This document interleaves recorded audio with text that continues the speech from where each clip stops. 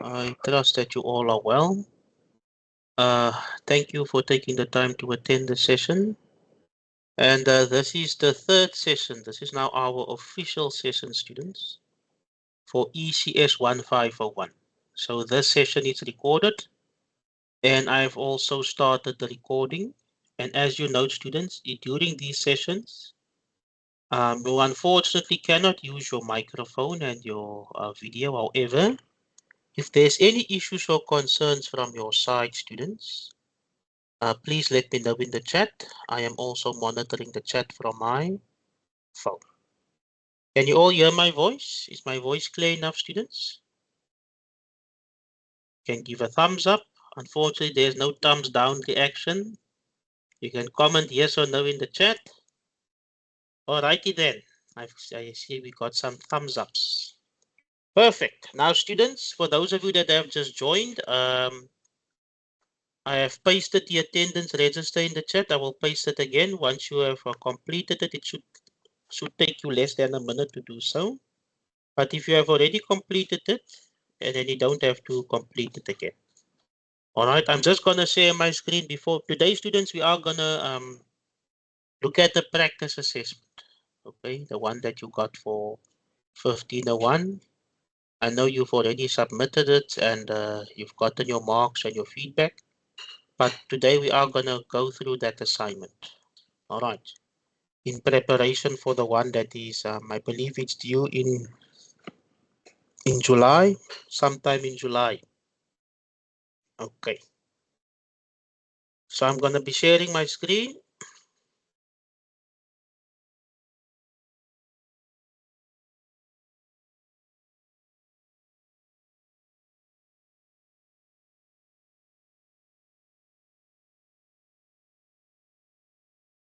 What's that?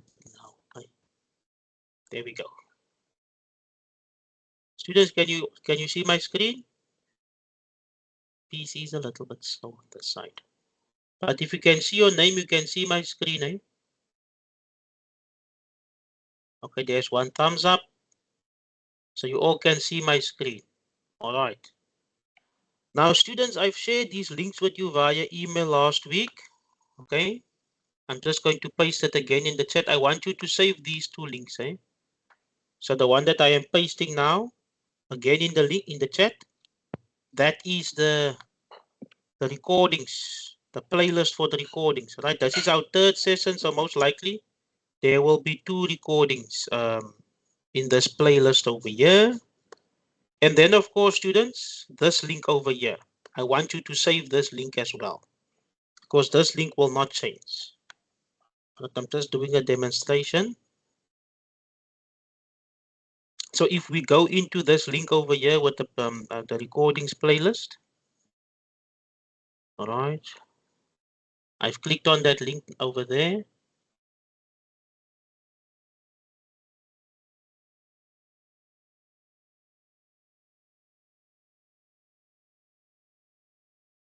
So this is the playlist, students. So now you can see there is two recordings, all right, the one for the 12th of June and the one for the 19th of June. So those recordings are there for you to access, students. And of course, you can download it via YouTube. All right, are we sorted? So remember, this is our third class. This is our third official class for ECS 1501 for this year. Okay.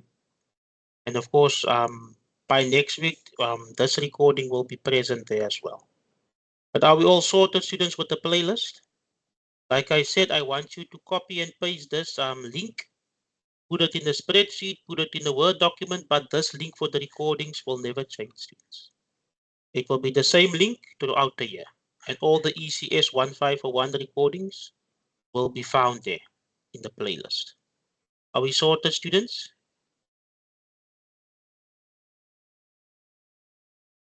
Are we sorted?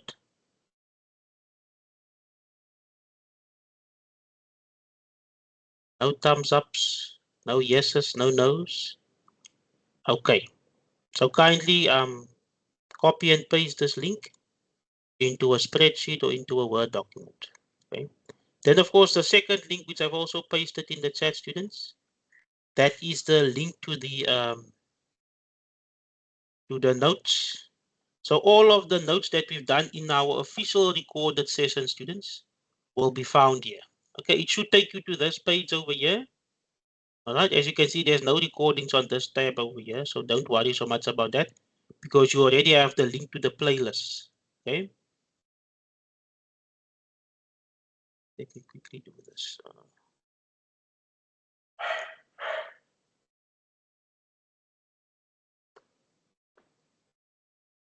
There we go.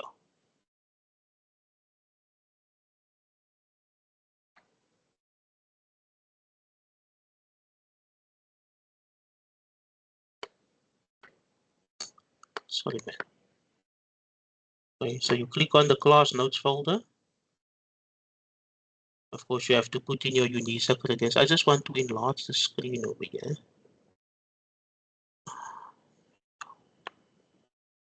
No, man. I don't want to annotate anything over there.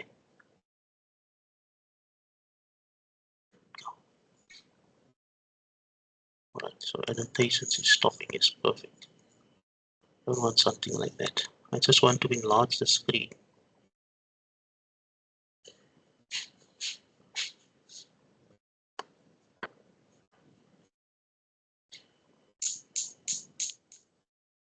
Okay.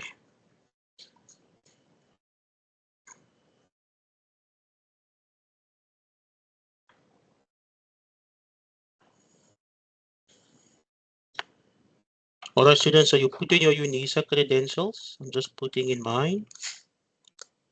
Okay. Right. And then, of course, you put in your password.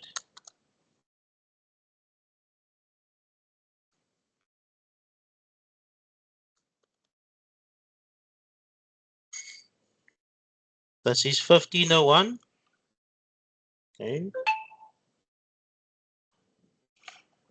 Just do the approval on your phone, the authenticator via the authenticator app.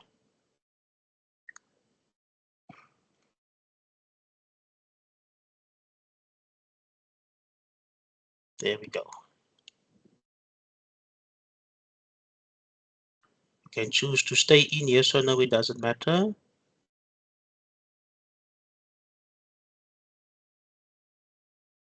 And of course, students, it will take you to the notes. It will take you to the OneDrive folder. Right, so you click on this link over here. Okay, you click on class notes folder, open class notes. And then of course you have to put in your UNISA credentials. And once you've done so, students, you will be able to access all of the notes, right, to the sessions that we had. I know we had a session on the 12th of June. We also had a session on the 19th of June. All right, you can access those the information and download the notes over there. Once we're done with our official classes on a Thursday, I don't have to send you an email with all of the stuff. You can access it over here. You can access it via this link, right? You can also save this link in a Word document or in a spreadsheet. All right, students, are we sorted?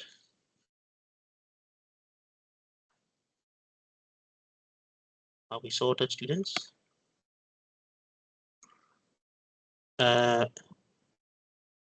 Natalie, you can use the chat, eh? All right. Ms. Hendricks, no, I was just doing a demonstration on how we got there. So these are the two links in the chat, as you can see, right? So this is the link to the recording playlist, so you can view and download the recordings based on this link. So you can save this link. This is the recordings playlist link. Okay, and the one below that one, this is the link that will take you to the notes. So if you click on this link, which I'm about to share right now, okay, if you click on this link, it will take you to let me just open that over there. It will take you to this page over here. If you click on this link, it will take you to this page. And then you just click on open class notes folder. And of course, students, you will then have to input your UNISA credentials. your MyUnisa email address and your password. And of course, you have to do the authentication on your phone, etc. And once you've done that, it will take you to the SharePoint folder. And in the SharePoint folder, you will find folders dated the 12th, the 19th. If I upload all of the materials that we are going to do in today's session by this evening, you will find another folder over here for the 26th of June. You can go in there, see for the 12th of June, there's some information over there that you can download. Okay. Similarly, for the 19th of June, click on the 19th of June. There's also some information, some notes over there that you can download. So of course, this will be continuously updated throughout the year, students. So you can just go after every, don't say after every session, but maybe 2 or 3 days after each and every official session. You go in there onto the link and you can download the notes. Of course, you can also look at the recordings as well via this link over here. Okay, students, are we all sorted with how to get to the recordings and how to get to the notes? Perfect. Okay, let me just stop sharing. Maybe half a minute. Okay.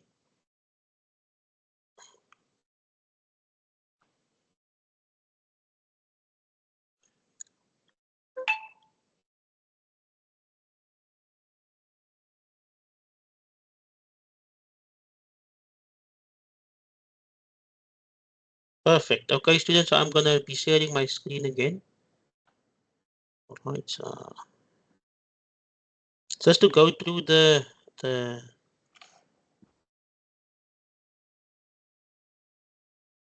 practice assessment. So can you see my screen, students?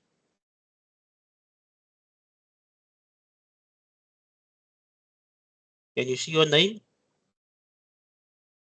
Okay, there's one thumbs up. So all 30 of you can see my screen. Eh? Perfect. All right. So this is the assessment that you got, students. The practice assessment. I know some of you already submitted it and you've got your feedback, etc. All right, but students with written assessments such as this, especially when you are in an online setting, it is very, very important, students, that you take note of the instructions given to you. All right, it says over here, for question 1, for 12 marks, the maximum word count is 100 words. Very, very important, students. Like I said, a written assessment, okay, a written assessment in an online setting is very, very important. So kindly ensure that you remain within the maximum word count. If it says 100 words, it's 100 words, students. Not 101, not 102, or 110. Maximum 100 words. Anything below 100 words, but maximum 100 words over here. Very, very important, students. All right. I remember when I was in school and we had to do a summary for Afrikaans home language. And it said a maximum 100 words. And that was for 10 marks. And if you say there are 101 words or 102 words, the teacher wouldn't even bother reading your summary. They'll just give you an automatic 0. So students, please be very careful, right? Make sure that you remain within the threshold over here for question 1, right? This was just to prepare you for the assessment to come. But please, students, kindly ensure that you stick to the word count. Right? I'm going to type this over here. Kindly ensure that you stick to word count. Right? Very basic instructions, students, but very, very important as well. Are we sorted? Stick to the word count. Okay? All right, let's continue. So question 1 is for 12 marks. It says over here, this question is based on the following cartoon. And of course, students, the scope for this assessment, the practice assessment, as well as the assessment that is to come after this, I believe it's topics 5 to 8. All right, topics 5 to 8. I believe I'm correct over there. So question 1, this question is based on the following cartoon. Let me zoom out a bit over here. There we go. So this question again is based on the following cartoon, and of course we see the supply over here. Supply is very small, but the demand is huge. You can see over there the demand is huge. So basically, students, we have a situation where the quantity supplied is less than the quantity demanded. All right, and in the framework of demand and supply, if that is the case, students, okay, the quantity supplied is less than the quantity demand. If that is the case, we have a situation known as excess demand or a shortage.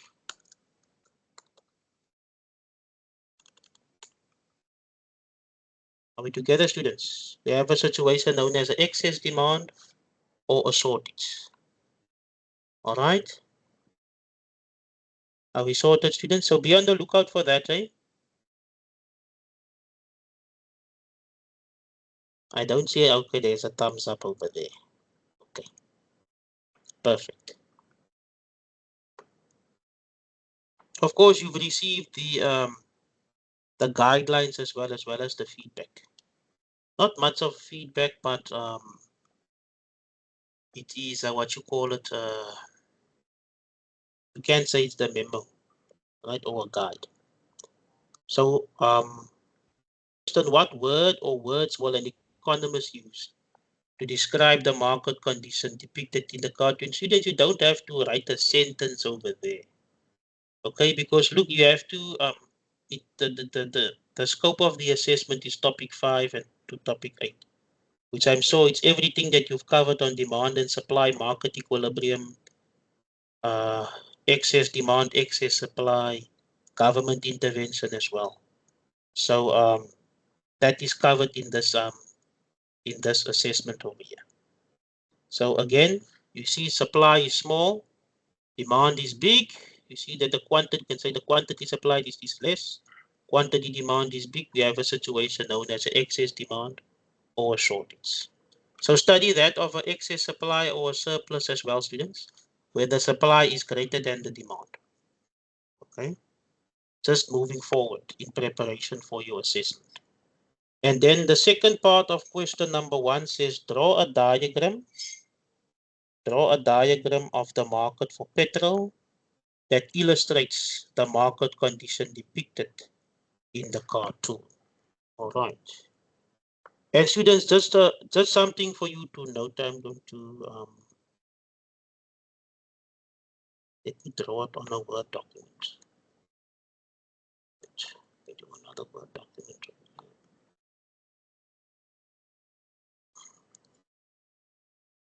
This is the practice assessment. Practice assessment, question 1. Of course, you already know this. It is an excess demand or shortage. Right. The second part is when you draw your graph, you don't have to put in any words over there, students. Just use annotations. Right. It will save you some time, and of course, you won't lose marks. You don't have to put in a word over here, just annotations. Why is anything? Something not I'm supposed to. Sorry, I'm just jabbering over here. I thought it was going to straighten on its own. There we go. There you see there it straightened on its own. Yes, perfect. All right. There we go. So the only annotations that you need to do, so then you just put in your price axis over there, just P for price and Q for your quantity. All right. Then of course there's your demand curve. Your demand curve is denoted by D. And of course there's your supply curve. Your supply curve is denoted by S. You indicate your equilibrium position over here. All right, that's E. And then of course your equilibrium price, you can use P0 or P star, it doesn't matter. Right, there's your P star or your P0. That's supposed to be a P star. Okay. And then of course this is your quantity star or your Q star over here. Or this could be Q0, it doesn't matter. Just to illustrate your equilibrium price and your equilibrium quantity. And of course you're in a situation known as the excess demand. Then of course you just call this PM over here. Right? That is PM. Right? Or you could use P1 or P2 over here, it doesn't matter. You can just put in a key over there that says PM shows, right, the excess demand. There's the quantity demanded, there's the quantity supplied. And of course, we know that the quantity supplied is less than the quantity demanded. So this situation over here, students, that is known as your excess demand or your shortage. Something like that. Something like this over here.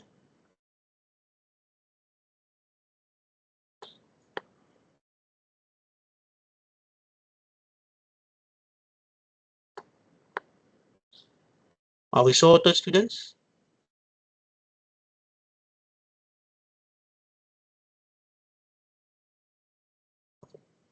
I'm sure they give you the software to draw the graph such as that. I don't know. That's actually the very first time I got a question such as this. How do we draw graphs like this? Right? You can use, I'm sure you can use the function, whatever they give you, PDF. The PDF, you can use this. I use the drawing function on the PDFs if the graph should be in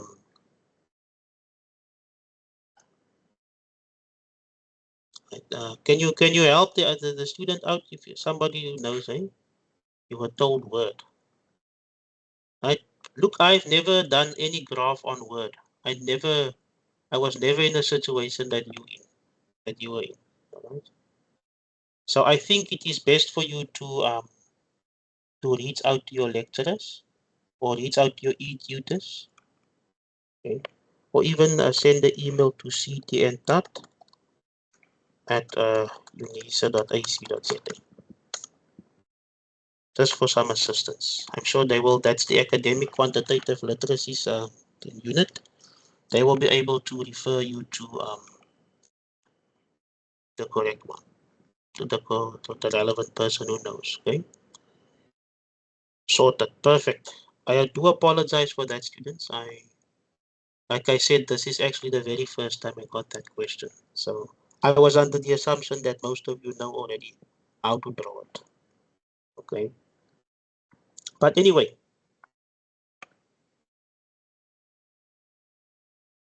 and then of course, number 3, the third part of question 1, it says explain the adjustment process to the new equilibrium position in the market for petrol. Of course, we see over here, students, still we are in the absence of government intervention. So if we are in the absence of government intervention, students, the market is free to adjust back to equilibrium. Remember, this is this is where the market wants to be, the optimal place over here, right? So in the absence of government intervention, students, the market is free to adjust back to equilibrium. And now you see, we're in a situation that's with excess demand over shortage. So how do we adjust back to equilibrium? There's only one equilibrium. There's only one equilibrium, students. There's no 2 equilibrium or 3 equilibriums over here. there's only one equilibrium. Now you can see over here, the price needs to increase. But what gives rise to that price increase over here? Look, the quantity demanded is greater than the quantity supplied. So there will be competition amongst consumers to get the petrol. In this case, which is the petrol. All right.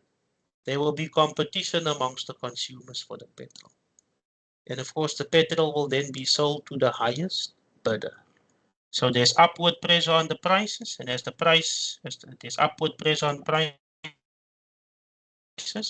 the laws of demand and the laws of supply take effect. The law of demand, the higher the price, the lower the quantity demanded. Upward movement along our demand curve over here. Quantity demand will continue to decrease. Also, the law of supply, the higher the price, the higher the quantity supplied will continue to increase until they are equal to one another. So in this situation over here, students, quantity supplied is less than quantity demanded, right? It's less than quantity demanded.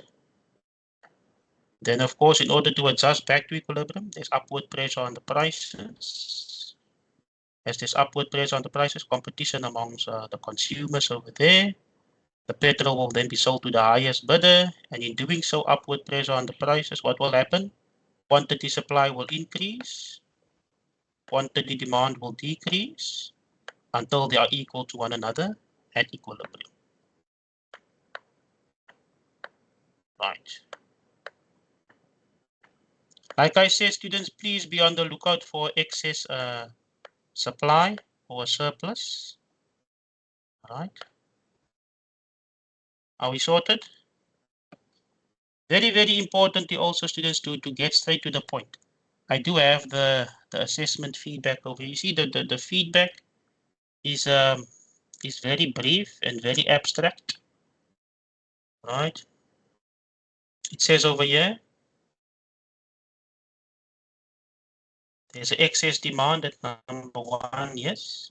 Number 2, we have to illustrate. We have to show the price below the equilibrium. We have to show that quantity supplied is less than quantity demanded.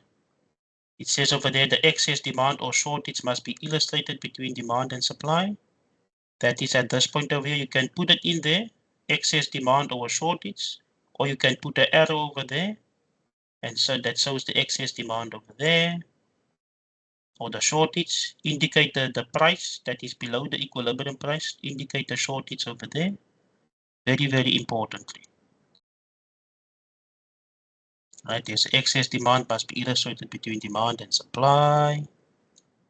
And then, of course, the adjustment process, students. Speak about the adjustment process. We know that quantity demanded is greater than quantity supplied, or we can flip it around and say quantity supplied is less than quantity demanded. It's competition amongst buyers and consumers. Remember the auction? Some sort of auction type thing happening now over here, which forces the price upwards. Look, people are in competition for the pen. And of course, and then of course, quantity demanded decreases as per the law of demand. Remember the law of demand? The higher the price, the lower the quantity demanded. Remember the law of supply? The higher the price, the higher the quantity supplied. And it will continue until quantity demanded is equal to quantity supplied. And once that happens, the potential buying plans equals the potential selling plans over there. In other words, it adjusts back to market equilibrium. Are we sorted, students?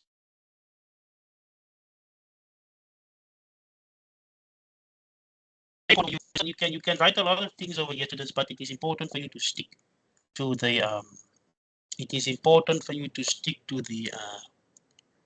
what you call it, to the, let's say, the mark allocation, but the word count. All right.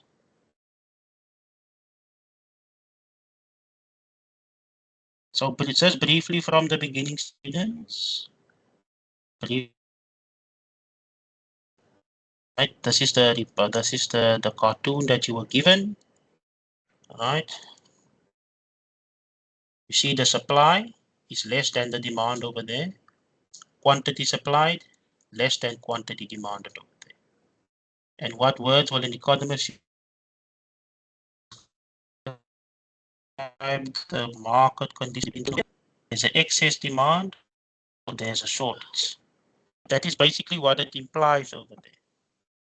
Right? Look at the small petrol tank over here. And that big this big gas guzzler over here. All right? There's a shortage of petrol. See, the quantity supplied is less than the quantity demanded. Or we can say the quantity demanded is greater than the quantity supplied. Like I said, students, in your assessment to come, most likely, please be on the lookout for excess supply and surplus. Okay? Then number 2, the second part of question 1 says draw a diagram of the market for petrol that illustrate the market condition depicted in the cartoon. We already know the market condition over here is an excess demand or shortage. So when you draw your graph, students, you're going to draw your price axis. You're going to draw your quantity axis. You see P and Q. You don't have to put in price, write out price, and write out quantity over there. Just P and Q. Right? Once you've done that, you draw your demand curve, that is D, denoted by D. You draw your supply curve, that is denoted by S. All right? You indicate your equilibrium point there, point E. You also indicate your equilibrium price. You can use P0 or P star, it doesn't matter. You also indicate your equilibrium quantity. You use Q0 or Q star. Then, of course, you have to depict the excess demand, right? Of course, you can call that price PM, you can call it PS, PC, it doesn't matter. As long as you depict the price that is lower than your equilibrium price. And of course, that will cause a shortage. You indicate your quantity supplied over there. You also indicate your quantity demand. You can even put it right. You can put it in this way. And you can there and put it in there. I'm sure you're going to use the correct application, students. You can say that is your QS and this is your QT. Right? That's your quantity demanded. Of course, you were not given any values. Numbers, don't have to worry so much about that. Right? And of course, now you can see. Now the person who's going to mark this can see that you've indicated your quantity supply, you've indicated your quantity demand, and of course, we can see that your quantity supplied is less than your quantity demanded. We can even see also that your quantity demanded is greater than your quantity supplied. And of course, the adjustment process back to equilibrium, you can put in an arrow over there. The price has to increase. Sorry about that. This dog. Honey.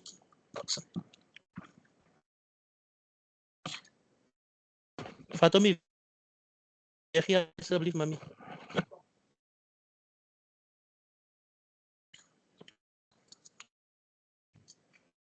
Sorry about that, students.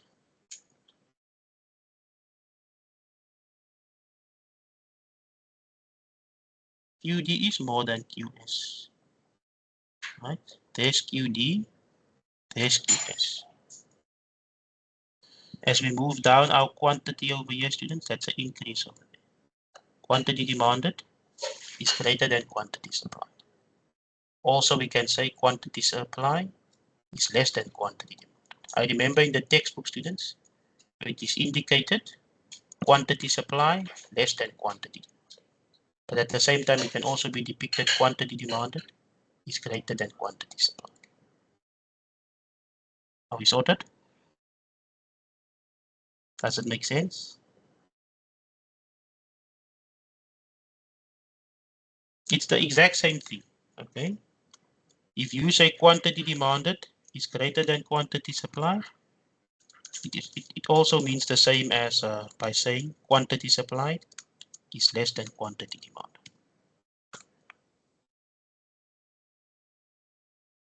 Exact same thing. Are we sorted?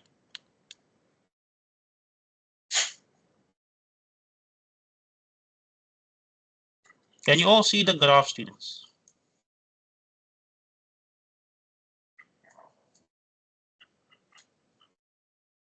Can you all see the graph?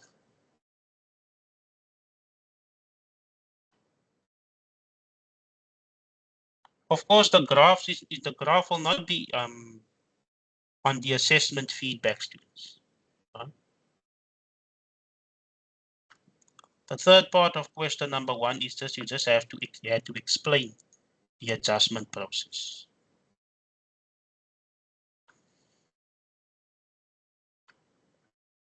Illustrate. You see the you illustrate the excess demand.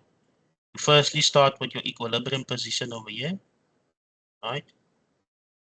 And then of course you indicate your equilibrium price and your equilibrium quantity over there. And then you indicate your price that is lower than your equilibrium price. Because it is only a price, students, that is lower than your equilibrium price that will give rise to an excess demand or shortage. Okay, the price is lower than the equilibrium price. You can put in a line over here, a dotted line through it to indicate this price over here. And then you put a dot over there and a dot over there to indicate that is your quantity demanded because that lies on the demand curve. And of course, this is your quantity supplied that is on the supply curve over there. And even the person who is marking it can see that the quantity demanded is greater than the quantity supplied. Also, they can see that the quantity supplied is less or smaller than the quantity demanded. You can put in a what you call it a line such as this over here with an arrow that says over here excess demand or shortage. Are we sorted, students?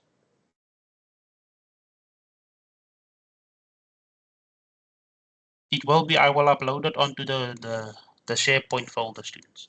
You will then be able to access it through that link. Right? Look, your graph doesn't need to be perfect, students. Of course, it doesn't have to be perfect as long as you've answered the question. Okay? You've indicated your equilibrium position. You've indicated your price axis. You've indicated your quantity axis.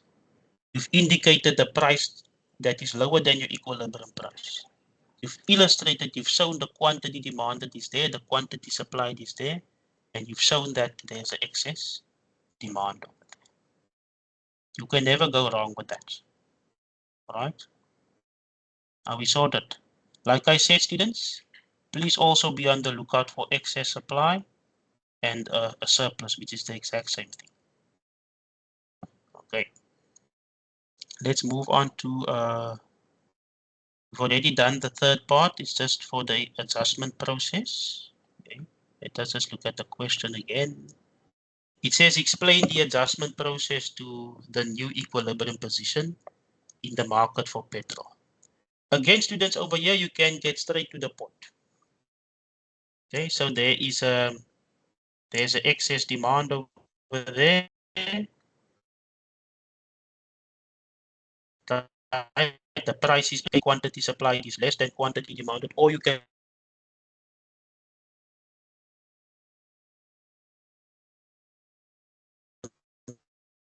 is greater than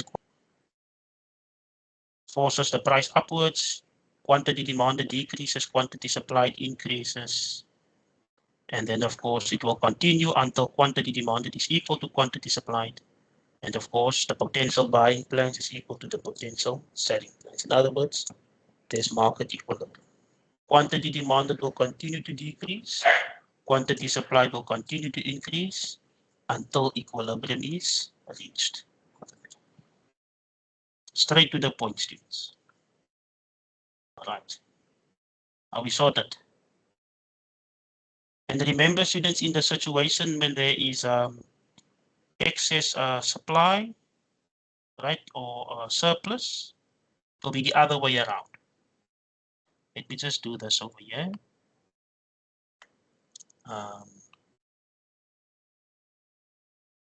Just to depict the excess supply. There we go.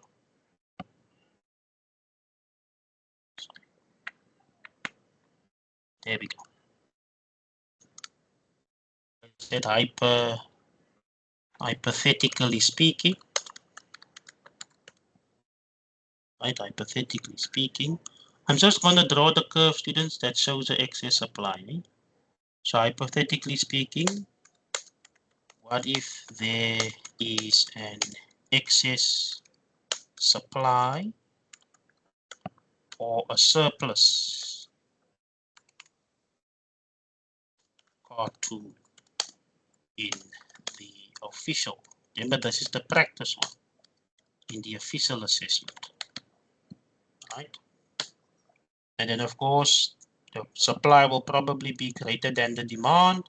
Then you just say what condition exists over here is an excess supply or a surplus. And then how you will illustrate it on the diagram. Of course, we still have ample space over here. This is how you would indicate it, illustrate it on the diagram, right? Indicate you draw your price axis, draw your quantity axis over there, indicate your price. Just PA, we just use annotation, students. Don't use words, just use your annotation, right? Your price and your quantity over there. Then, of course, you indicate your demand curve. Here's your demand curve. Put in your D over there to show that's the demand curve. There's your supply curve, denoted by S. There's your equilibrium position over there, your equilibrium point. You can call that point E.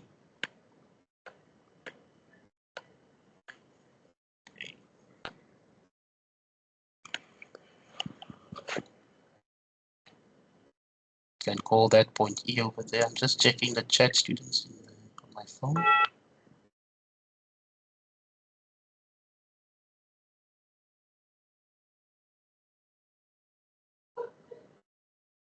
All right.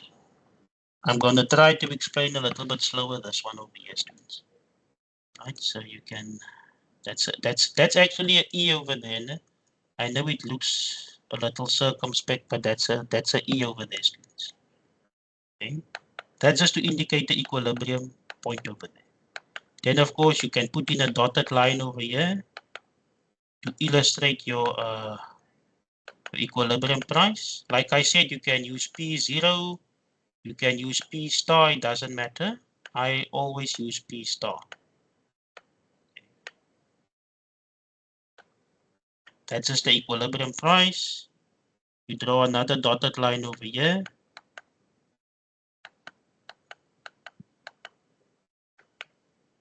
That is the equilibrium quantity, Q star or Q0, it doesn't matter. As you know, I use Q star. And then, of course, you're now going to depict the excess supply, students. Remember, excess supply, in order for there to be a surplus, the price needs to be higher than the equilibrium price. Okay. And we can call that PM or we can call that PS, it doesn't matter. Right? That's just to show the price that is greater. I'm gonna call it PS. Okay. That's just to show that the price is greater than the equilibrium price. And when that is the case, students, we can see over there, okay, that this is now an excess supply or surplus. Do you see? There's our quantity demanded indicated on our graph over there. There's, of course, our quantity supplied indicated on the graph over there as well. No, man, what's happening over here? Sorry about this, please. There we go.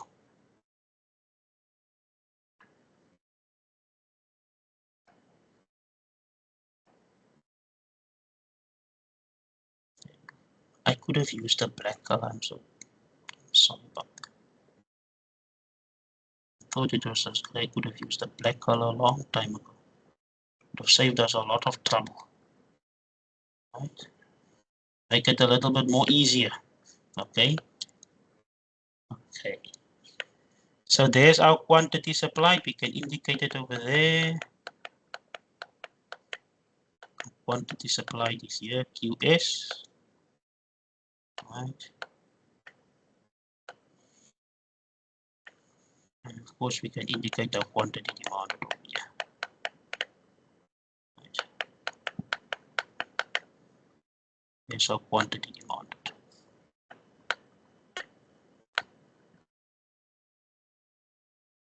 And I know the person who will mark the students can actually see, right?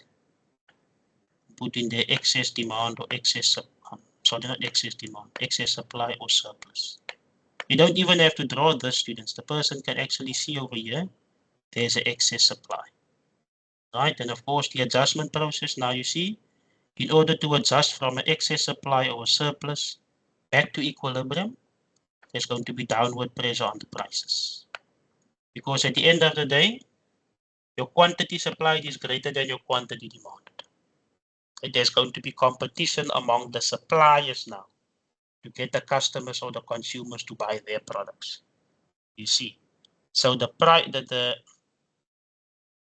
there's going to be bargaining between the suppliers and the consumers, right? The suppliers is sitting with the surplus, the consumers are not interested. Okay, the suppliers are saying, I'll lower the price. I'll give it you for 5, and the other one is saying, no, I'll give it you for R2.50. The other one saying, give it you for R1. You see, downward pressure on the prices. When there's downward pressure on the prices, what happens, students? The quantity supply decreases. You see, quantity supply decreases as per the law of supply. Also, when the price decreases, the quantity demanded increases, students, as per the law of demand. And that will continue until quantity demanded is equal to quantity supplied, until equilibrium is reached over there. That is basically the adjustment process, back to equilibrium. Are we sorted, students? That is hypothetically speaking, all right? If there is a situation in the assignment that requires you to illustrate the excess supply. Are we sorted, students? And that's the only two situations that can exist, an excess demand or excess supply. All right. Are we sorted? I saw some thumbs ups over there. All right. Students, is there any questions before we continue? You can put down your questions in the chat. I will try my best to answer it. But don't worry, the information, the notes over here, it will be uploaded onto the SharePoint folder, which you can then access via that link. I will copy and paste the links again in the chat later. Right. Okay, let's continue. So that was question 1. Let's look at question 2. It's for 5 marks. It says over here, to answer this question, only a diagram with annotations is required. So there's no words allowed, only a diagram with annotations. It says over here, suppose apples and pears are substitutes in consumption. An outbreak of Granny Smith fungus. sorry, I didn't mean to laugh. An outbreak of grumpy granny. Sorry. It's actually the first time I'm reading this. Anyway, sorry about that, students. I do apologize. That is on that's on record. But anyway. An outbreak of grumpy Granny Smith fungus has a devastating effect on the size of the apple crop. So on a diagram, how this will affect the market for pears. Indicate how the equilibrium price and quantity of pears will change. The direction of any changes should be indicated using arrows. Very, very important, students, right? So before we go into drawing the graph, this is now the situation. There's an outbreak, of course, of grumpy Granny Smith fungus, which has a devastating effect on the size of the apple crop. So in other words, there's a decrease in the supply of apples. Do you see? And if you can remember, students, right? A decrease in supply actually leads to an increase in the price. So there's a decrease in the supply of apples. So that means the price of apples is going to increase. Are we together? So that remaining apples little amount of apples that remains after this Granny Smith, grumpy Granny Smith fungus, students, that little apples that is remaining, that's going to become more expensive. You see. And remember, apples and pears, they are substitutes. So in other words, if apples becomes more expensive, then people are going to demand more pears. Are we together, students? That is just a backstory. You don't have to write anything because remember, what does the instruction say? The instructions says that they just want to know. Show on a diagram how this will affect the market for pears. You see. Right? But you have to get the backstory, students. Decrease in the supply of apples, apples will become more expensive. See. Apples become more expensive, people will shift over to pears. You see, because pears and apples, they are substitutes. So what's going to happen over here now? I think I can draw this diagram over here. There's enough space. You know what? I'm going to draw it here.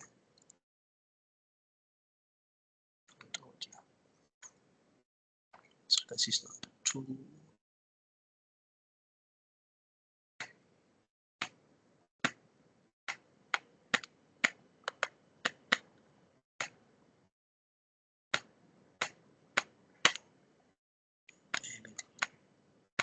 Sorry, this piece is a little old, student, so I have to.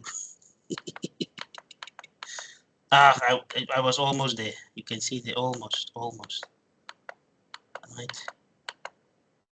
Come on, man.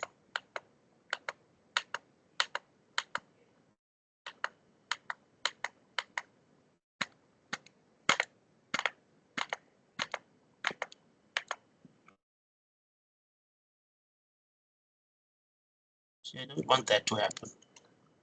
Okay. So I want to. Oh, just bear with me, students. I'm almost there. Also,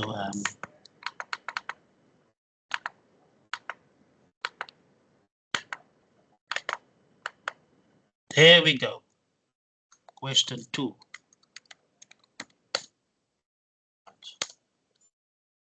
Are we sorted thus far? Are we still fine? Are we still fine? Okay, and you all are following, all right? So that was just a backstory, students. That Apple virus has caused the supply of apples to decrease. And if you go back to your notes, students, about the changes, you know those 4 chain reactions that I mentioned over there. If the supply decreases, the price increases. Apples becomes more expensive. What happens? People switch over to pears. So the demand for pears is now going to increase. So the demand for pears is going to increase.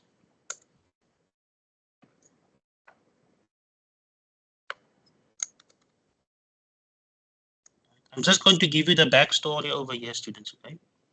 So the outbreak has caused a decrease in the supply of Granny Smith apples. Okay. Thus, decrease in supply of the apples leads to an increase in the price of apples, right? Thus, hence, apples becomes more expensive. Apples becomes more expensive, and people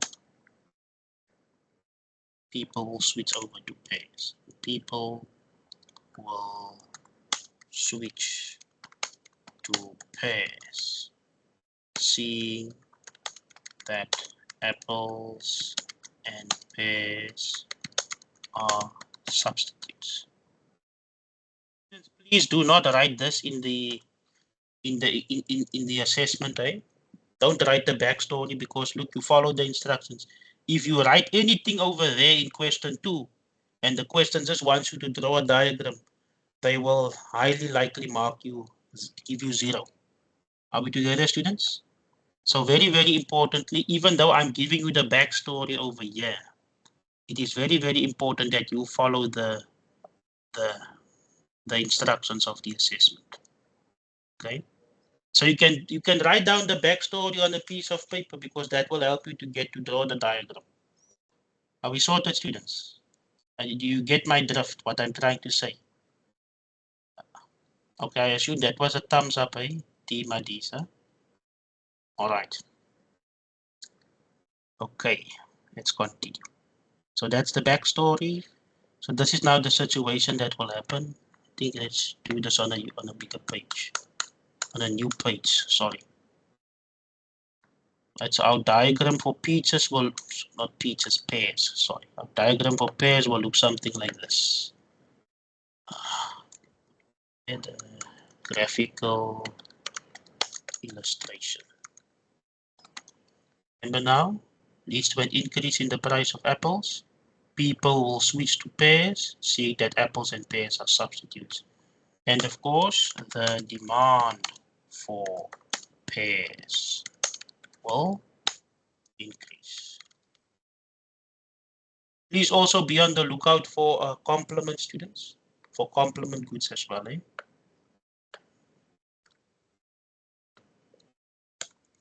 Graphical illustration. This is now what happens in the market for pears. I just need to draw a, I wanted to draw a straight line over here. There we go. Perfect. There's a straight line, nice and straight. There we go. Another straight line. There's our price axis. Indicate the P. Remember, they just want annotations, not words. Annotations, students. There's the quantity axis over here. You can put in the Q.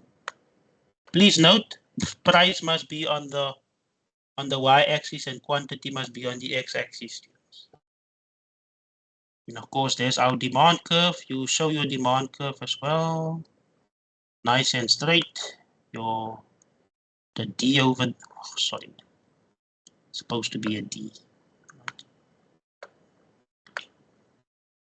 That's a D, right? For our demand curve over there.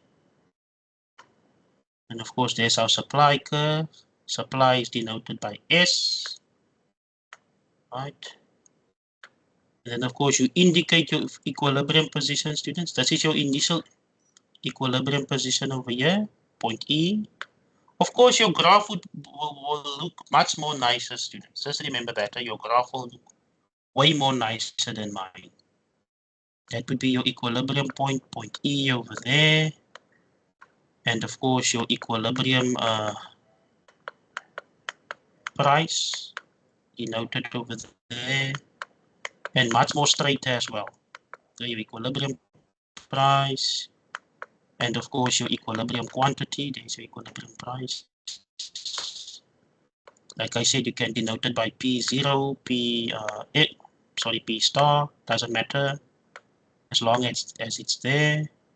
Your quantity, your equilibrium quantity can be Q0 or Q star. That's a keyway.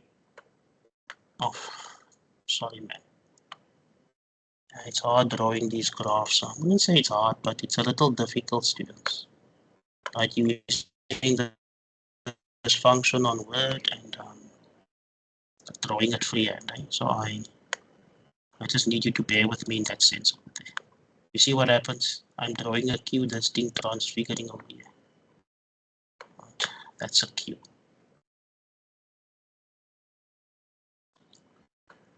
Okay. You see what happens, but anyway, let's just draw that's a Q. That will have to do for now. And of course, Q star. Okay. That's a star over there. Looks a little like a spider, but anyway. So that's our default position for the market for pairs. Already we don't have to put pairs over here, students, because the person who is marking it already knows that this you are drawing the graph in the market for pairs. And of course, the backstory states that the demand for pairs will increase. There's an increase in the demand. That means a rightward shift in the demand curve. Okay? Rightward shift in the demand curve for pairs. Nothing happens to the supply of pairs, students. It's just something, there's an increase in the demand for pairs over there. So that's D1. You can put in a D over here, right, as it is indicated in the textbook. You can even put in an S over here as well, just to show the origin of the supply. And of course, you can put in another D1 over here. Okay. There's you're almost done. So now, students, where your new demand curve for pairs, curve, this is now your new equilibrium position. Right, so we call this position over here E1. Right, that's E1.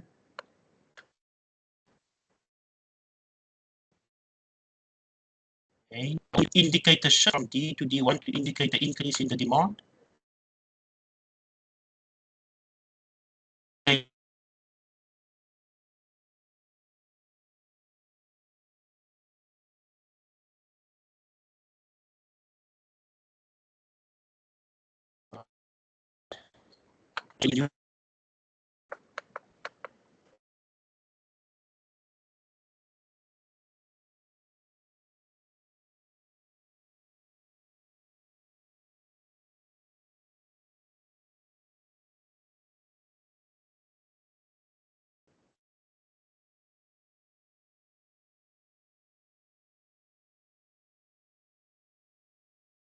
There, you can indicate the increase in the equilibrium quantity here.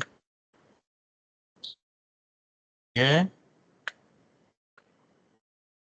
And you can indicate it here as well.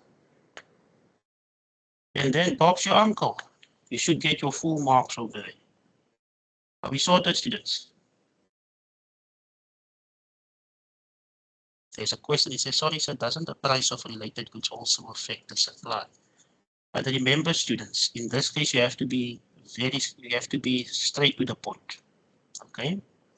Look, it says over here let's go back. It says over here, suppose apples and pears are substitutes in consumption. That's a very important bit of information over there. Do you see? When you consume something, consumption, remember consumers reflect demand. Are we together? So you have to take careful note of the instructions over there, students. They are substitutes in consumption. Remember, there's also a factor that will cause the supply curve to shift, namely the increase or the changes in the related goods in production. Do you remember that? But in this case, it is they are substitutes in consumption, which means that the demand curve will shift for the good in question over here. Does that make sense? It says, doesn't price of related goods also affect the supply? Look over here. Like I said, according to the backstory, all right?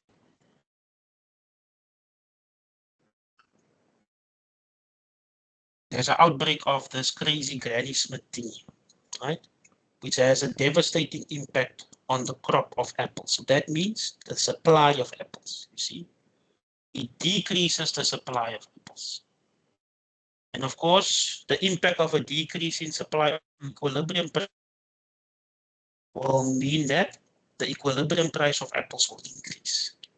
Apples will become more expensive. Do you see? From a supply perspective, apples will become more expensive. But if we now look at it in terms of a demand perspective, if apples becomes more expensive, people are going to start buying pears. Do you see? But the reason why people are buying pears has nothing to do with the price of pears. It just means that apples becomes more expensive. So the increase in the decrease in supply of apples due to the outbreak has caused an increase in the equilibrium. So that means apples becomes more expensive. People will switch over to the substitute in consumption, which is pears. See, people are now going to demand more pears. Are we together?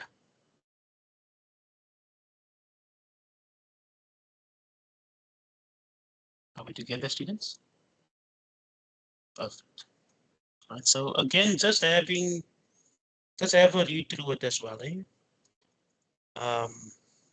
So have a look at your first attempt, students, when the assessment opens. Read through your first attempt. Read through your first attempt. I'm sure you get 2 attempts for that assessment as well.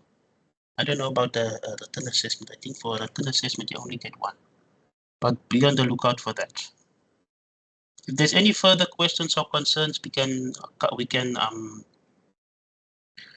have another session on this when we in a consultation, maybe 1 or 2 more consultation sessions, students, in the new month to go over this again, right? Because this is also very, very important. All right. So that is number 2, students. Okay. And please note that this question over here in the practice assessment was asked from a demand perspective. Okay.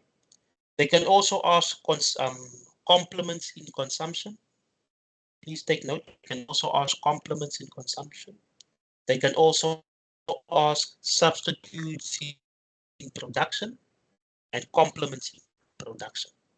That's very, very important, students. Okay. I'm going to write it here. Okay.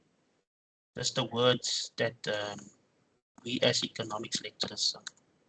Right. I'm just an economics teacher, but anyway. So when they talk about in this case, they talked about substitutes, substitutes in consumption.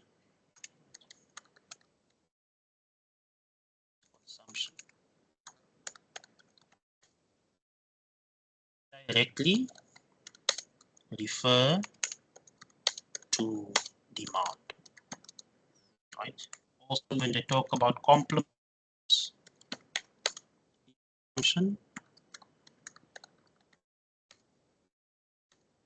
also indirectly referring to demand.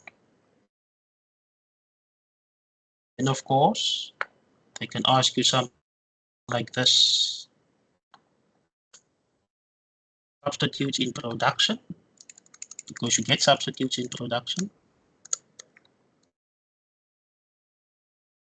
Indirectly refer to supply. And of course, complements in production as well.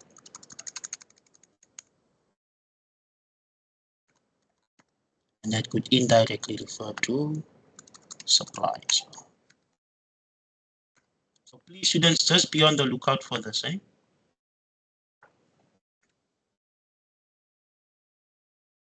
Because you're gonna get 0 if you shift the wrong graph. I can already tell you that. Are we sorted? So please be on the lookout for that. All right. Are we together? Are we still together, students? Are we still on course? Perfect. All right. Let's move on. So that was question 2. So remember, students, no words allowed, only a diagram with annotations. So if that is the instruction, make sure that there is no words. Make sure that there are no words. There's a word or 2 in there, then yeah, strong possibility that you will get no marks from it. So please, students, follow the instructions to the bone.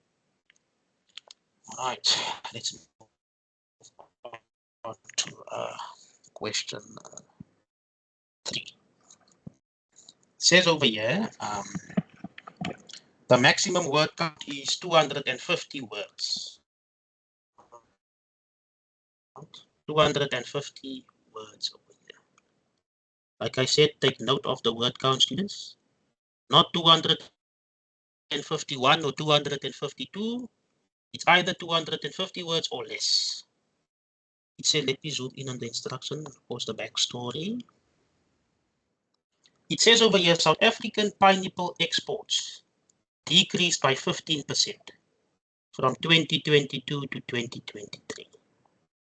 The South African Pine Growers Association has identified the worsening of the country's electricity and logistical problems as a significant driver behind the drop in exports.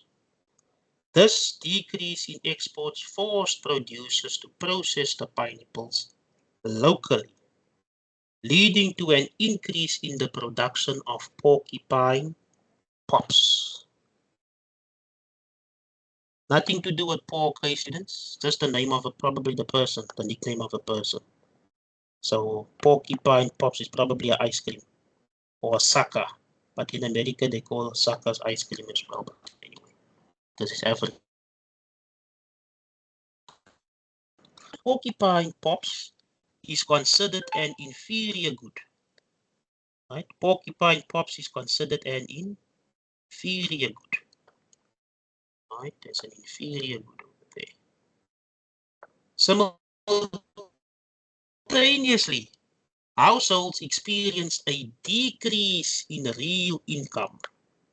A decrease in real income due to an increase in unemployment resulting from load shedding.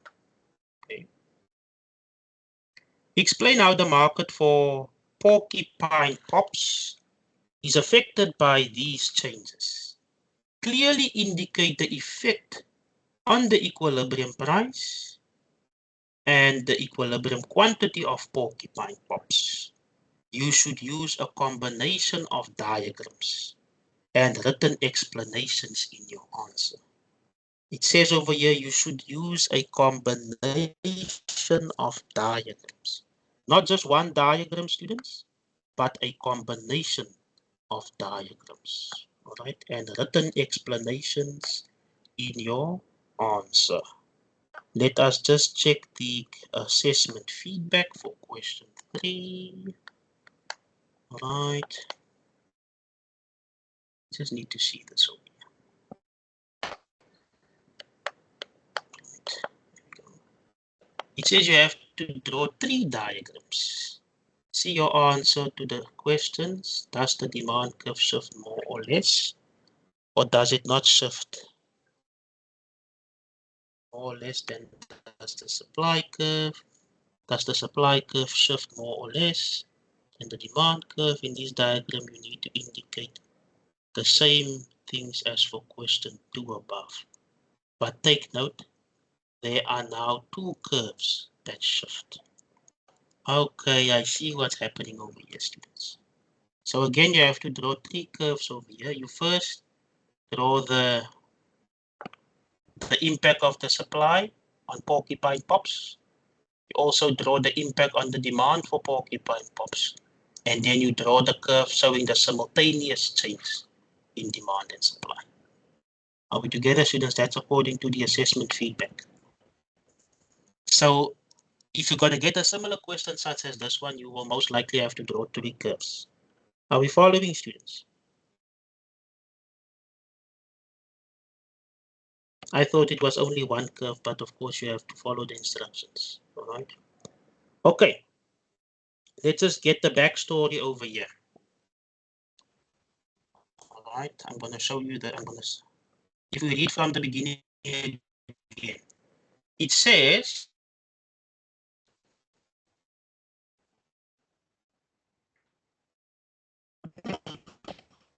South African Pine Growers Association has electricity and logistics problems as a significant driver behind the drop in exports. This decrease in exports forced producers to process the pineapples locally, right? Leading to an increase in the production of porcupine pops. So if this is the first indicator over here, students, that there's an increase in the supply of porcupine pops, because it talks about them leading to an increase in the production of porcupine pops. You see. So the first diagram that we are going to draw, students, is the increase in the supply of porcupine pops. Are we together? That is the very first diagram that we are going to draw. Let me just put it in our document over here. Right.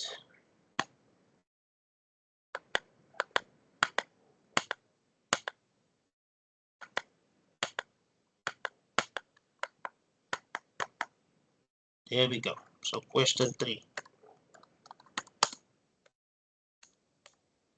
Right. What we are going to do is the first diagram will show the increase in the supply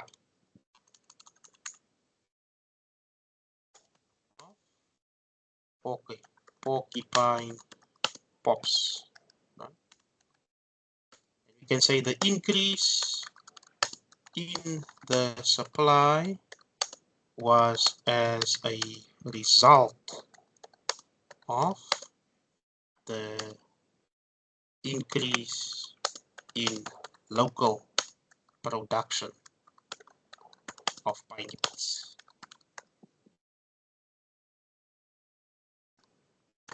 All right. Then the second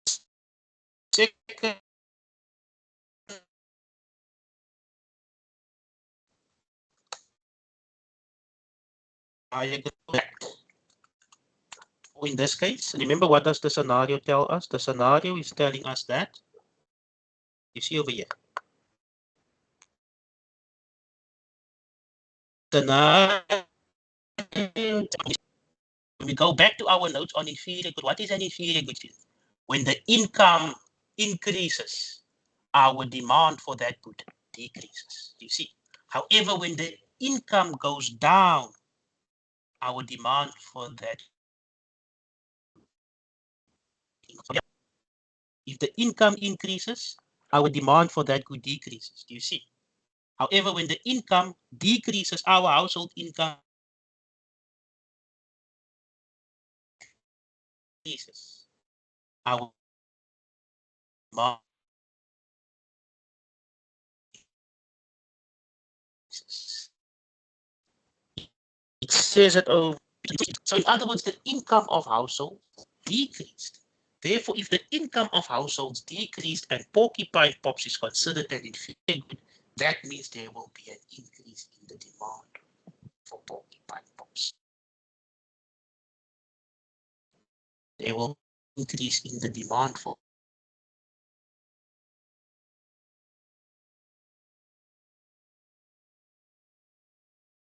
Any questions thus far, students? That is basically just the backstory over here. All right, I'm going to type it in here. The second diagram will show the increase in the demand, right, for porcupine pops.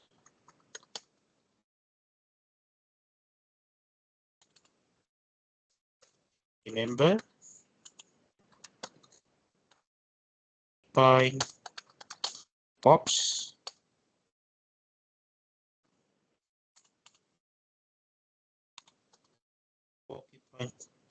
sorry, could have missed the typos over there. Pop an inferior good, and there has been a decrease in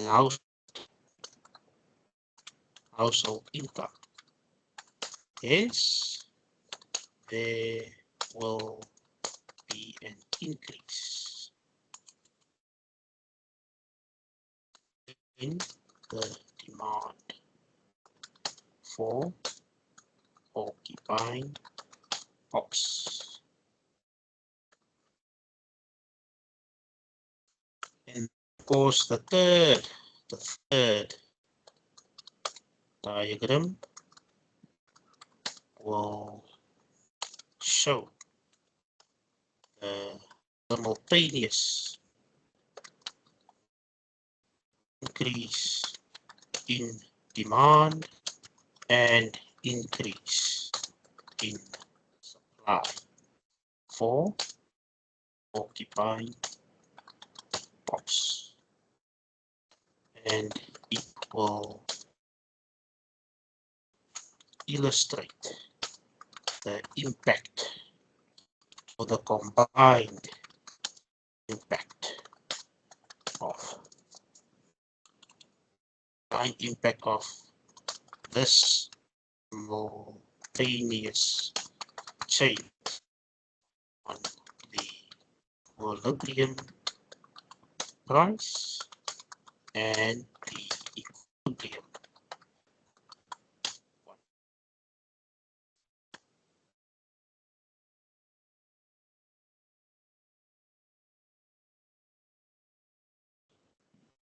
However, please don't worry.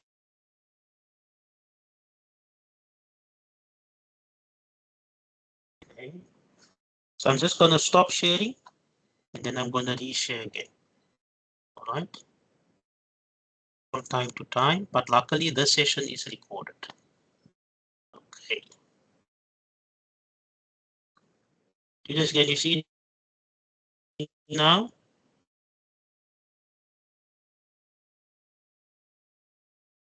Can you see my screen now, students? Can you see your name? Like I said, if you can see your name, you can see my screen.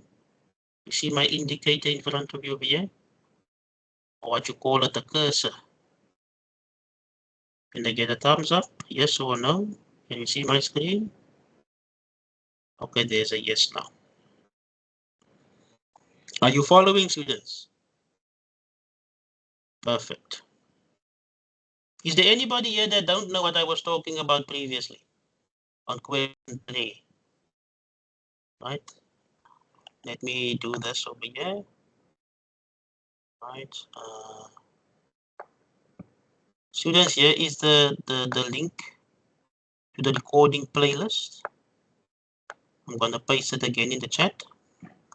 Kindly ensure that you paste this on a Word document or in a spreadsheet. Please note that this link will never change. We will only update this playlist weekly with recordings. Right? So for example, once our session today is done, then probably after 72 hours, students, 3 days, will that recording be uploaded onto the playlist over here. Are we sorted?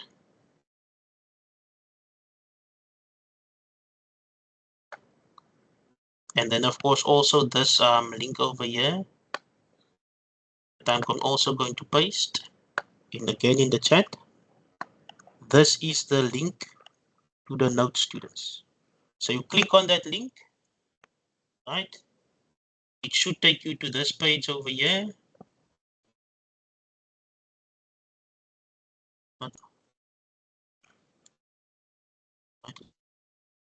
Over here. If you click on that link that I've just shared,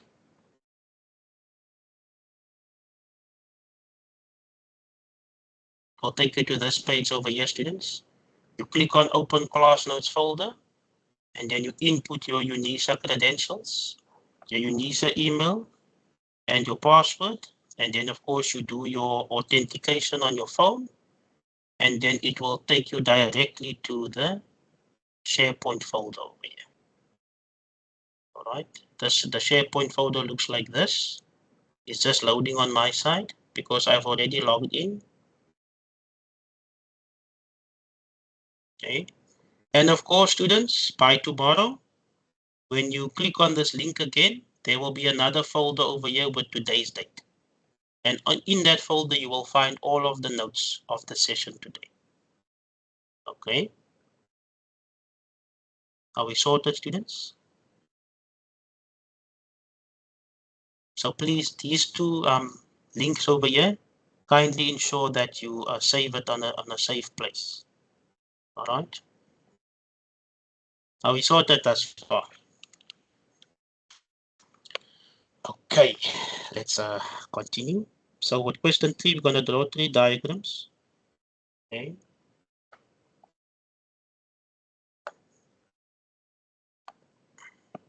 let's draw diagram 1.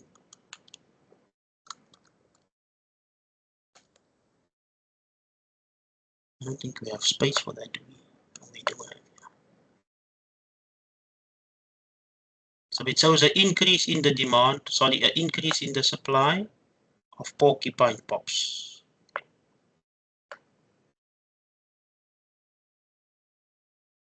There we go. There's our price. Okay. Axis, there's our quantity axis over here. There's our demand curve. There's our supply curve. There's our equilibrium point over there. There's our demand curve. And there's our supply curve denoted by S. And of course, there's our equilibrium point E. That's an E over there.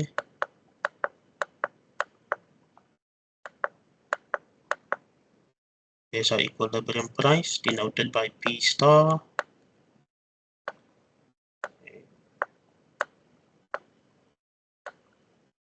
And there's our equilibrium quantity denoted by Q star.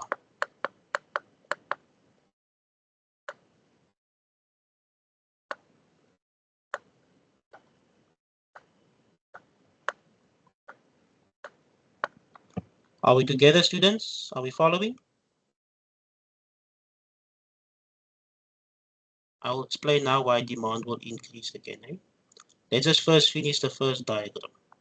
If we go back to our scenario, okay, this increase, South African pineapple exports decreased by 15%. We can afford to go a little bit over the time, students, so don't worry so much about that. South African pineapple exports decreased by 15% from 2022 to 2023. Okay, the South African Pine Growers Association has identified the worsening of the country's electricity and logistics problems as a significant driver behind the drop in exports.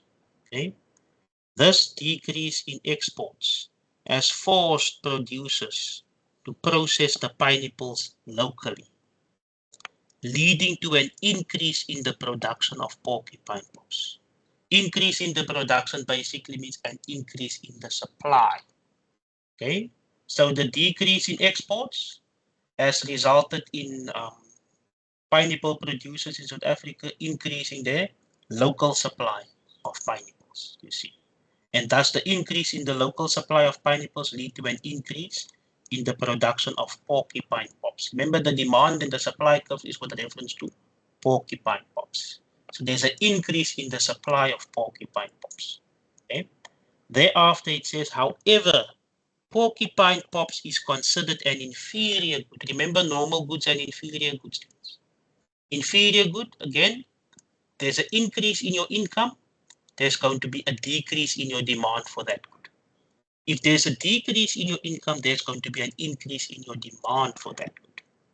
It says over here, simultaneously, households experience a decrease in real income. Remember, households, which is consumers, which is demand, they experience a decrease in their income, in their real income, due to an increase in unemployment resulting from load shedding.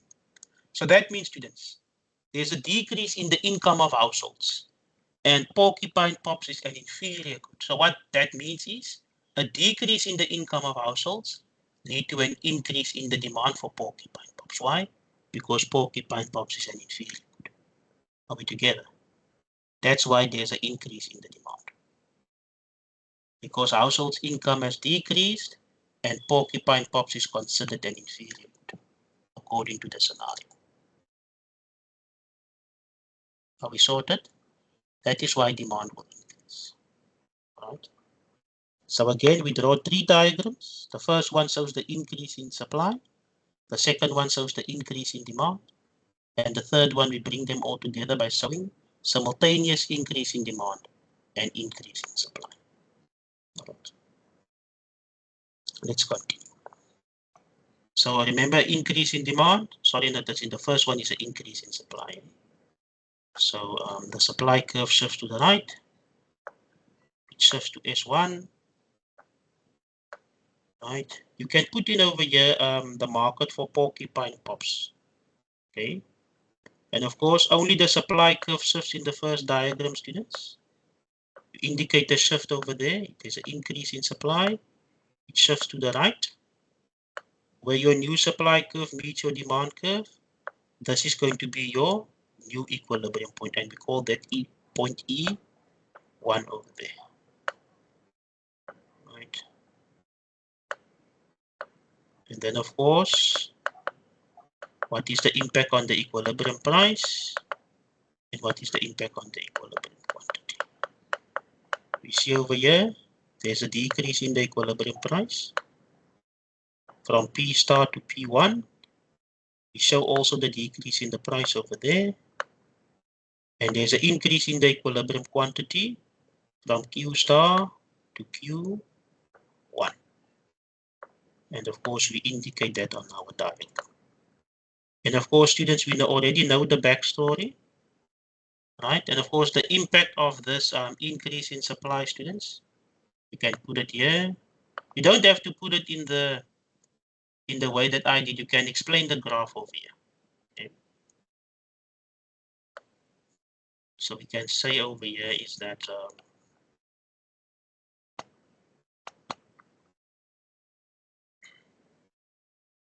that was diagram number 1. Or we can say over there the increase in supply caused the equilibrium price to decrease, and it caused the equilibrium quantity to increase. Of course, you are going to write it in words, students. Right? You are going to write this in words.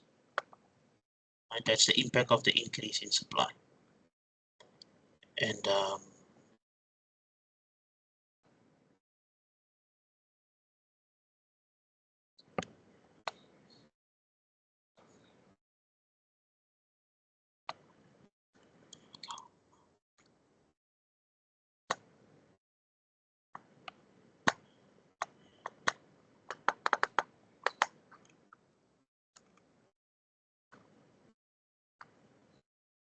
what's happening here? I want to close the event.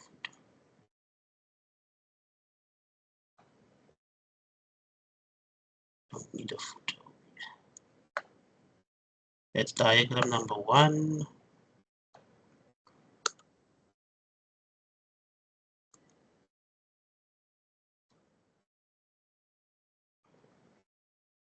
Sorry about that.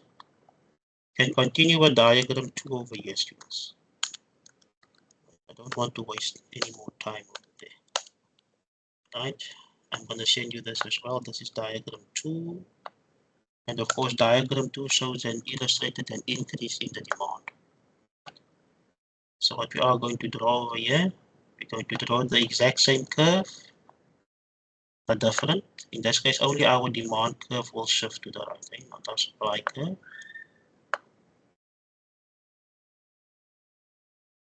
There we go. There's our price axis. There's our quantity axis. Okay. There is our demand curve. There's our supply curve. Okay. There's our demand curve denoted by D. Our supply curve denoted by S.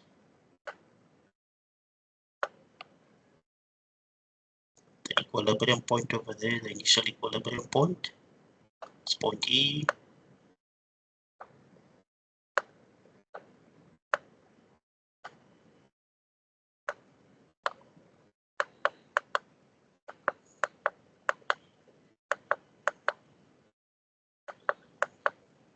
Equilibrium, initial equilibrium price, the P star, and then the initial equilibrium quantity Q star.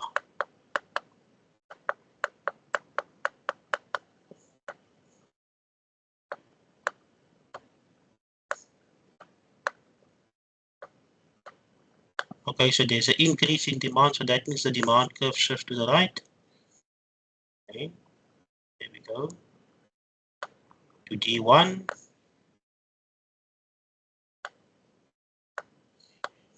Indicate that.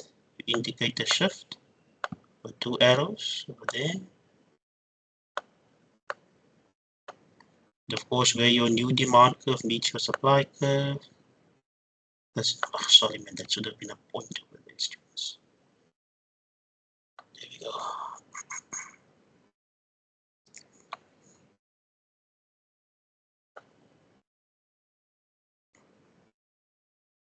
At this point over here, students, that is now our new equilibrium point.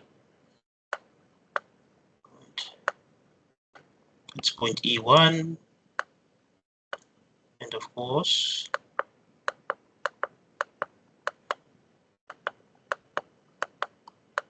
it's going to be our new price. And what happens to our equilibrium quantity, you can see over there. The increase in the demand for porcupine pops has led to an increase in the price for porcupine pops. Okay. You can put in the arrow there as well as you can put in the arrow over here as well. And of course, an increase in the equilibrium quantity for porcupine pops as well. Over here. That's our second diagram. There.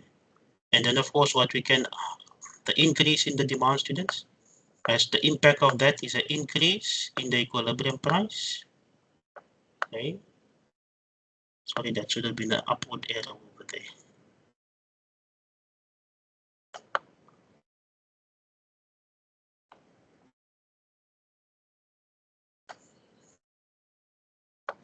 And of course, an increase in the equilibrium quantity as well,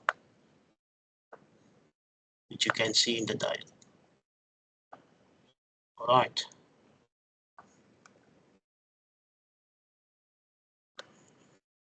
So there's a question. It says, please mention again the points, inferior and normal goods.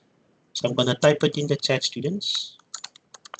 When a good is an inferior good, has nothing to do with the nature of the good.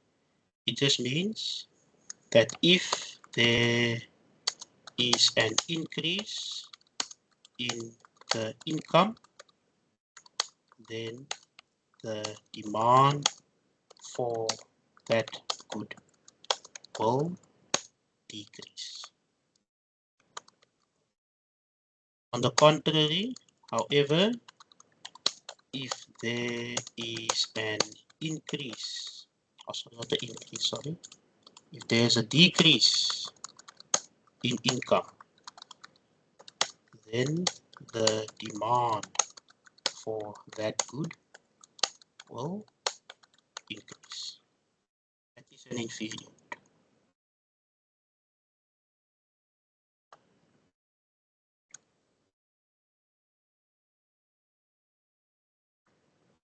That is an inferior good. Let's just copy and paste that and just put it in for a normal good as well. That's an inferior good. And of course, with a normal good, if there's an increase in the income, then the demand for that good will also increase because there was an increase in income, right? However, if there's a decrease in income, then the demand for that good will also decrease. That's a normal good, students. Are we sorted? What normal goods and inferior goods? Are we still following? Perfect. Can I draw? I'm gonna draw the last curve over here. All right. Then of course diagram 3.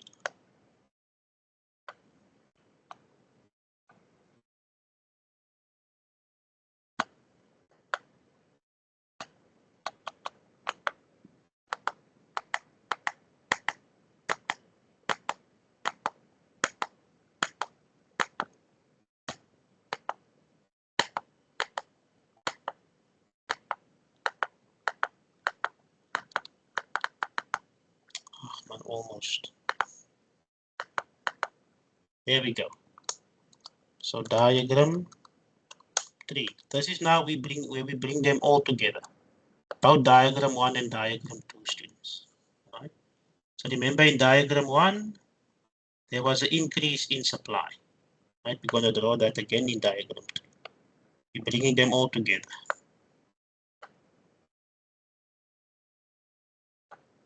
Okay.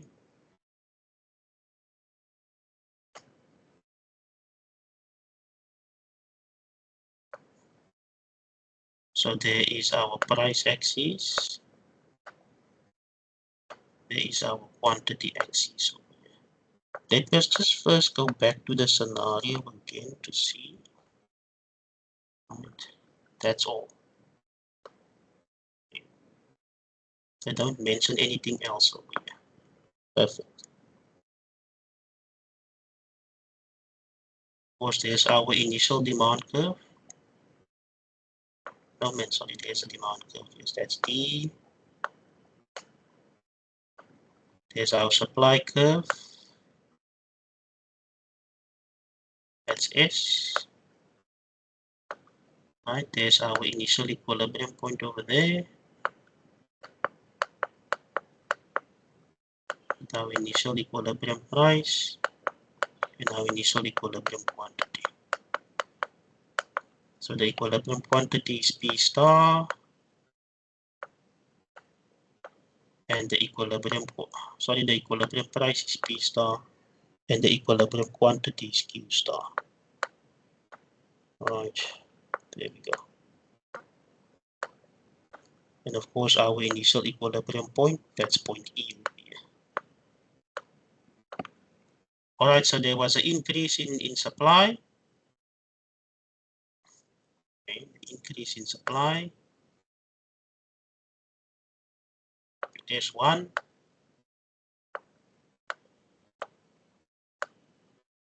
Indicate that with a shift over there, as well as a shift over there as well.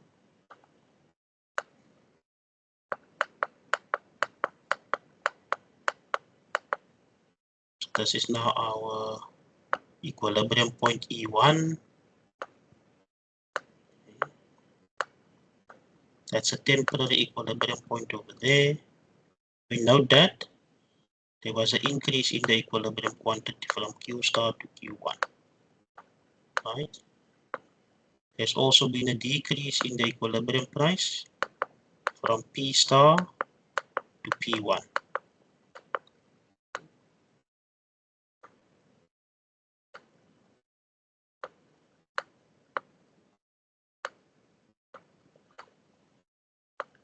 So we can put the initial decrease in over here, and we can put the increase in over here as well.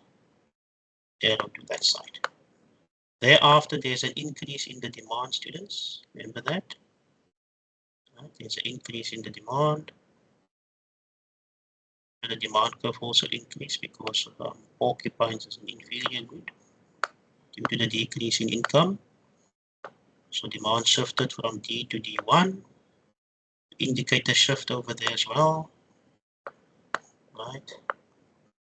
Also indicate the rightward shift over there as well. So now, students, we are back at this point over here. So this is our final equilibrium point. That is point E2. Right? That's point E2. And what do we note over there? That there's another price initially decreased, but thereafter it increased again. You see. So that's price 2. Decreased first and thereafter it increased again. You see. And of course, what happened to the quantity, the impact on the equilibrium quantity is a further increase.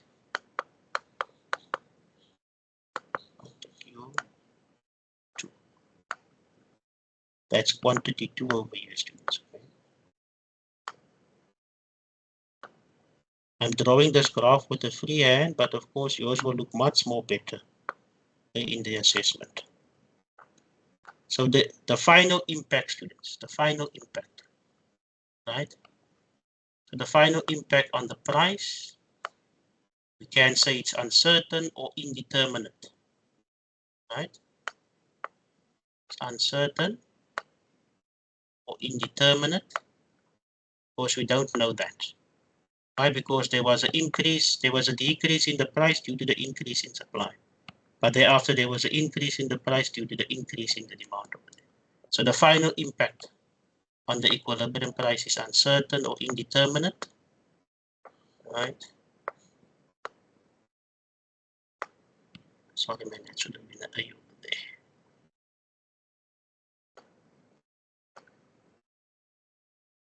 I'll now take your questions, students. I'm just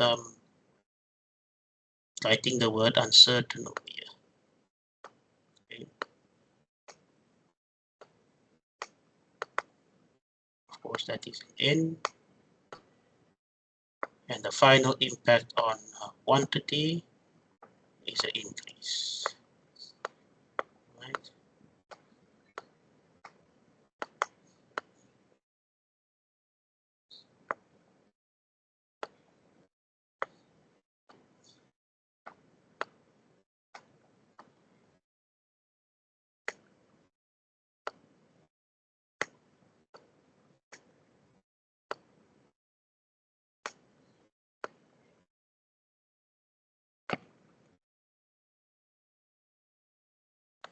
Are we sorted, students? That's the final impact over there. Of course, you can write something nice over there, right? But just remember to stay within the threshold. If we look at the feedback over here, it says the increase in production of porcupine yes results in an increase in the supply of porcupine pops. Rightward shift of the supply curve in diagram. Yes, we've done that. That's diagram 1. Then the decrease in income increases the demand for porcupine pops because porcupine pops is an inferior good. There's a rightward shift in the demand curve in diagram. This decrease in the this results in a decrease in the price level. There is a typo over here, students. Okay. And of course, the effect on the price over there. This is a typo over here. There's not a decrease in the price level. There was a decrease in the price level because of the increase in supply. But there will be an increase in the price level due to the increase in demand. Therefore, it is said over here the effect on the price of the change in price is indeterminate and will depend on the relative sizes of the changes in demand and supply. But remember now, students, in our scenario, there was nothing mentioned over here about the change in demand being bigger than the change in supply and vice versa. You see. So, yeah, there's nothing mentioned about that. So the impact on price is uncertain or indeterminate, and the impact on the equilibrium quantity over here, students, is an increase. That is what we see over there. It says over here you have to draw 3 diagrams. See your answer to the questions. Does the demand curve shift more or less? Then does the supply curve? It didn't mention it over there in the scenario. All right. So therefore, the impact on the shifts are equal to one another. So students, there is where we're going to stop for this evening, right? But before you guys leave, all right, before you guys leave, there is still the evaluation form. I'm just going to stop the recording now. So before we leave, students, I just want you to use the next 5 or 10 minutes to complete